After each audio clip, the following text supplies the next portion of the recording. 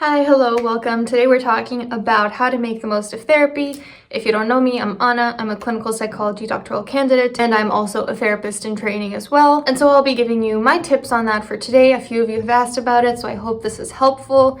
If you like to learn about real-life applications to psychology, please hit like, subscribe, hit the bell notification button, whatever you feel comfortable doing. And let's just get into it. Now, a little bit of a disclaimer first. I conduct therapy from primarily a CBT lens, cognitive behavioral therapy, and so some of these tips might be primarily for that type of therapy, but I think a lot of these tips are also applicable if your therapist is not necessarily CBT oriented, and I tried to be as inclusive as possible to other theoretical orientations, so I hope that this is still helpful for you. As always, if you have something to add to the topic, put it down in the comments below. I'm sure it would really help other viewers who would love to hear. So let's start with before starting therapy. What are some things to keep in mind? Before starting therapy, you have to find a therapist who is the best fit for you. And I know that this is easier said than done because there's a real shortage of therapists out there these days, and insurance can sometimes limit you as well. Or if you don't have insurance, just being able to self-pay is definitely a limitation, but as much as you can, try to find a therapist who has the approach that works best for you and who is a good fit for you as a person. I do have a video on all the different theoretical orientations and how to know maybe which one is right for you, so check that out. I believe it's up here. And in terms of goodness of fit with a therapist, the most important predictor of therapeutic positive outcomes is the relationship itself, the therapeutic alliance. So you really want to find someone who not only you think is competent, but someone who you like, someone who you trust, someone who you really want to invest in that relationship with, that connection with. Another thing to do before actually starting therapy is to set some goals. Have a treatment plan in place. What I like to do with my clients is at least 3 goals that they set, and then I will think about different interventions that could be helpful for them. I run those by them usually, and then we get going, and then we revise the treatment plan as necessary. But you can really make it even more specific. I've seen some treatment plans that are like 5 pages long. It doesn't necessarily have to be like that though. And also when you're setting the treatment plan, also have a set goal in terms of the duration of therapy. Do you want it to be 10 sessions, 20? Do you want it to be 3 months, 2 years? Whatever it is, have something in mind going into it. Communicate that to your potential therapist, and you can always change your mind. This is just so that you can stay on track with your goals, and if those goals change, you can always revise them. Now, before the session, so when you're in therapy, but just between sessions, I really recommend jotting down notes or journaling throughout the week, because a lot of clients come to therapy and they're like, I'm not really sure what to talk about. I don't know what happened this week. I don't know if there was anything I really wanted to mention. I'm so sorry. I don't know why those dogs are barking right now. I hope you can't hear them too loudly. And then after a bit of probing, usually something comes up and they might realize, oh yeah, there was that weird interaction that I had with a friend, or, well, I did feel really sad on Saturday, something worth talking about.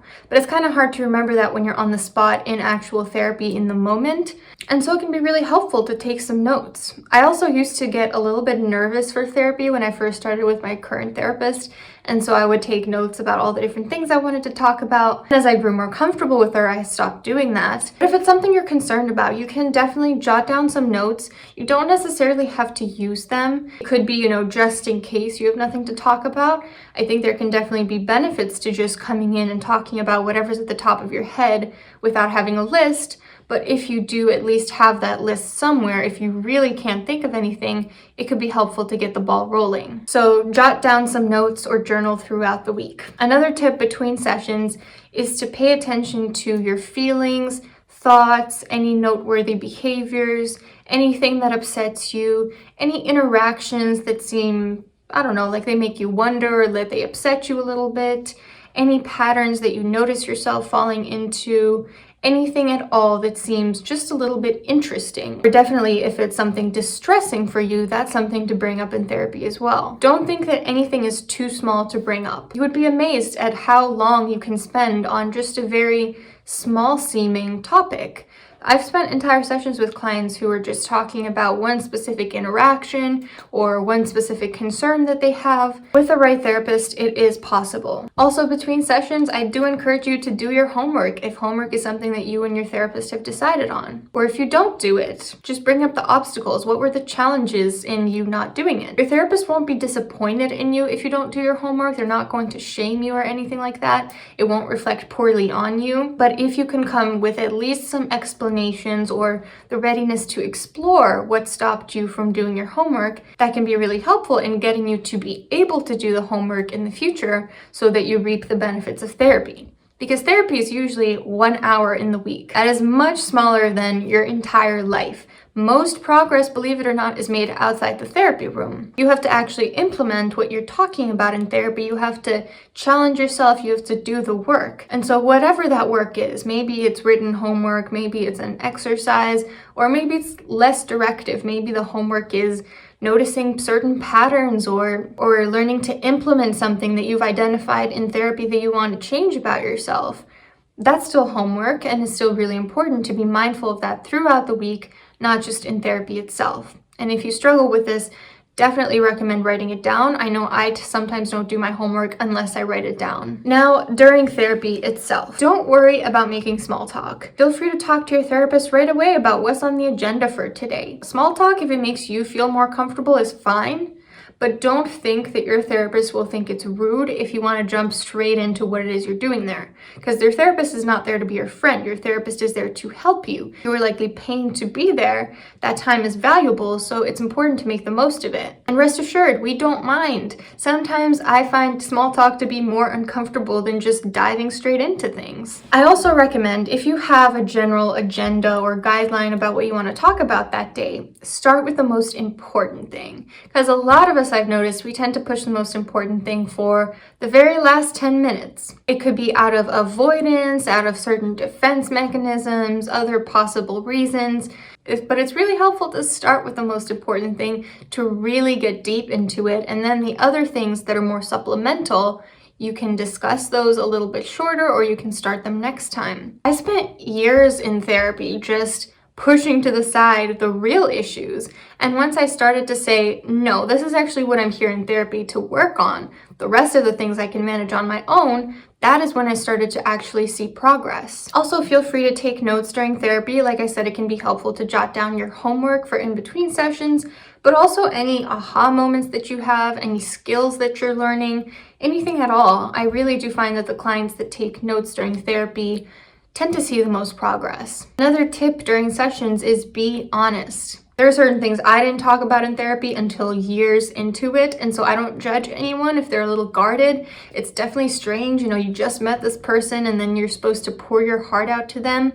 It takes time to build that relationship, to build that foundation of safety. But the sooner you can be frank with your therapist, the better it will be for you. If you have a problem and you're not telling them about it, it's probably not going to get solved. If you at least tell them about it, there's at least a chance that it could be solved. And don't worry about shocking your therapist or shame. If it's not something that goes outside the limits of confidentiality that would require them to break confidentiality, talking about such things with your therapist will actually diffuse your sense of shame about whatever it is, because shame is one of those things that festers in the dark. It's like mold. The more you keep it hidden, the worse it gets. At least I think that's the way mold works. I'm not quite sure. So I do strongly encourage you to try to be as open and honest as possible. You can even tell your therapist, there's something I kind of want to talk to you about, but I'm a little embarrassed. I've done that. And then once I actually did it, I was like, what am I embarrassed about? This was nothing. Why was I scared to tell my therapist this? Also, don't be afraid to communicate your needs. This is part of being honest, but it also a little bit mixed with assertiveness. Don't be afraid to tell your therapist what you need less of or more of, what you find useful versus not so useful. Ideally, a good therapist will be checking in with you as therapy goes along, but some might not explicitly give you that opportunity, and so it's really important to be able to speak your mind. You want more directive interventions? Say so. You prefer less directive? You want to be more validated? say that. And don't shy away from discussing transference either. Transference is a more psychodynamic concept, but really we discuss it in all theoretical orientations. It's when a client is having a reaction to the therapist, maybe because they remind them of someone or because something about them activates them in some possible way. And there's also something called countertransference, which is when that happens from the therapist towards the client. Don't be afraid to discuss transference and countertransference. Now, of course, your therapist should never be inappropriate with you. If they say something that is not in your best interest, that is, boundary crossing, major red flag. Definitely check in with someone else about that. But just talking about things like, the other day when you said that, I found myself getting really defensive and I wonder what that is. That could help you explore, is this a moment where your therapist misspoke and they need to clarify? Or is this a moment where they activated a personal trigger of yours and that's something to identify in therapy and to work on? Don't be afraid to discuss transference. Also, don't be afraid of silence. I am afraid of silence as a therapist because I'm afraid that my clients will be afraid of silence. But the truth is, silence can be a very powerful tool. That's something I'm working on improving myself as a therapist. It can really kind of turn on the heat a little bit. Like if you're getting shut down about something, if a therapist is just silent, that can make you say the real reason why you're shutting down, or that can kind of push up against some of your defenses. Or could it even just be supportive? It could just be something that helps you feel heard and listened to, someone literally being in that space with you, someone joining you in the experience, someone just being along for the ride. Don't be afraid of silence. Don't think that your therapist is afraid of silence.